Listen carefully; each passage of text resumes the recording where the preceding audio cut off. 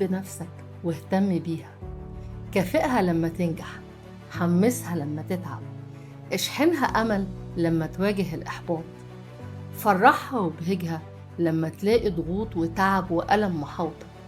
انت نفسك مصدر سعادتك لما تغيب عنك كلمة حلوة من اللي حواليك أو يغيب عنك اهتمامهم وتشجيعهم. عافر، قاوح، حاول، ده في حد ذاته نجاح. الوصول للنجاح مش هو الحكاية، الحكاية تعبك لحد ما توصل. الحكاية انك تقدر تقوم لما تقع، وتقاوم لما تضعف، وتحاول لما الظروف تضغط عليك، وتحلم لما تلاقي عقبات كتير بتعترض طريقك. إيمانك بالله ويقينك بكرمه قوة حقيقية جواك. حب نفسك واهتم بيها زي ما بتحب غيرك وتهتم بيه. شجعها زي ما بتشجع غيرك.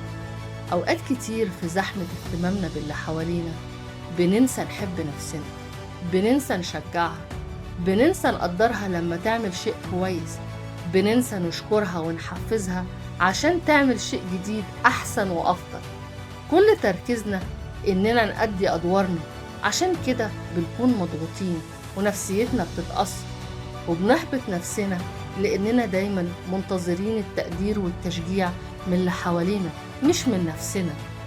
أي كلام سلبي من الآخرين ممكن يأثر فينا، لأن ببساطة مفيش صوت تاني جوانا يقول أنت كويس، أنت ناجح، أنت تقدر، كمل طريقك، ما تخافش. طول الوقت بنطالب نفسنا بحاجات ونقول لازم ولازم. مفيش تحفيز حقيقي جوانا قصاد إحساسنا بالضغوط والواجبات.